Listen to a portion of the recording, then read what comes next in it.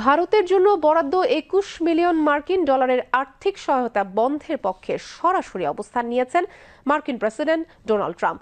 তিনি জানিয়েছেন, ভারত ও দেশটির প্রধানমন্ত্রী নরেন্দ্র মোদীর প্রতি তার শ্রদ্ধা রয়েছে, তবে ভোটারদের উপস্থিতি বাড়ানোর জন্য ভারতকে অর্থ অনুদান দেওয়ার যৌক্তিকতা নিয়ে প্রশ্ন তুলেছেন।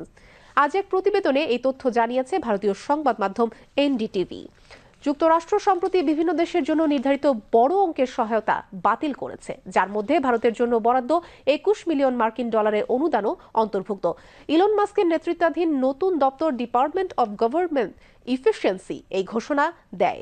ফ্লোরিডার মার এ লাগো বাসভবনে এক বক্তব্যে প্রেসিডেন্ট ট্রাম্প বলেন, কেন আমরা ভারতকে ২১ মিলিয়ন ডলার দিচ্ছি, তারা ইতোমধ্যেই অনেক বেশি অর্থ পেয়েছে। তারা আমাদের দৃষ্টিতে বিশ্বের সর্বোচ্চ কর প্রদানকারী দেশগুলোর মধ্যে একটি, অথচ আমাদের পক্ষে ভারতের বাজারে প্রবেশ করা বেশ কঠিন, কারণ তাদের শুল্ক হার অত্যন্ত বেশি। প্রসঙ্গত, ট্রাম্প ও মোদির সাম্প্রতিক এক বৈঠকের কয়েকদিন পরেই এই সহায়তা বাতিলের ঘোষণা আসে।